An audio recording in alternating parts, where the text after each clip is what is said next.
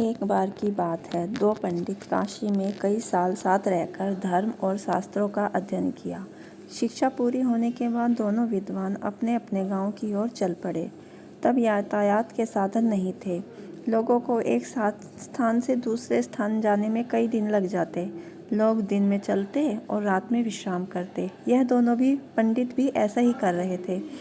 एक बार दोनों नगर के सबसे धनी व्यक्ति के यहाँ ठहरे, उनके रहने की व्यवस्था की और फिर अपने लोगों से कहा कि दोनों महानुभावों के भोजन की बंदोबस्त किया जाए। इस बीच समय पाकर धनी व्यक्ति दोनों के पास पहुंचा और उनसे चर्चा करने लगा।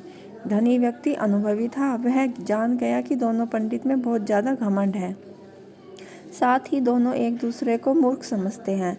उन्होंने दोनों से अलग अलग बात करके एक दूसरे के बारे में पूछा तो जवाब मिला, वह धनी व्यक्ति को दुखी कर गया। उसने मन में विचार किया कि यह दोनों काशी जैसी जगह पर सालों अध्ययन करके आए, लेकिन एक दूसरे का सम्मान नहीं करना जानते।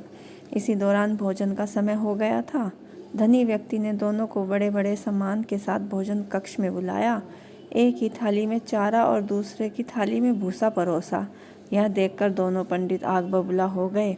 गुस्से में आकर कहा कि क्या हम जानवर हैं जो यह चारा और भूसा खाएं? धनी होकर तुम हमारा अपमान कर रहे हो। यह लक्ष्मी द्वारा सरस्वती का अपमान है। इस पर उन्होंने बड़ी शांति से जवाब दिया, एक को थाली में चारा और दूसरे को भूसा परोसा गया है, इससे मेरा कोई कसूर नहीं है। जब मैं आप में से एक दूसरे के बारे में पूछ रहा था तो उनमें आपने कहा था कि वह तो बैल है, वहीं दूसरे से पहले के बारे में पूछा तो उसने कहा कि वह तो गधा है। आप दोनों ने एक दूसरे को बैल और गधा बताया तो मैं उसी हिसाब से चारा और भूसा थाली में परोस दिया।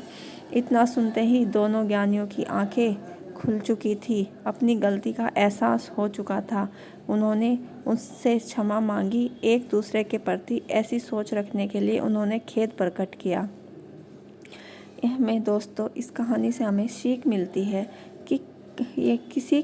कि व्यक्ति में कितना भी ज्ञान आ जाए उसमें घमंड नहीं करना चाहिए, साथ ही दूसरों के प्रति बुरे भाव नहीं रखने चाहिए।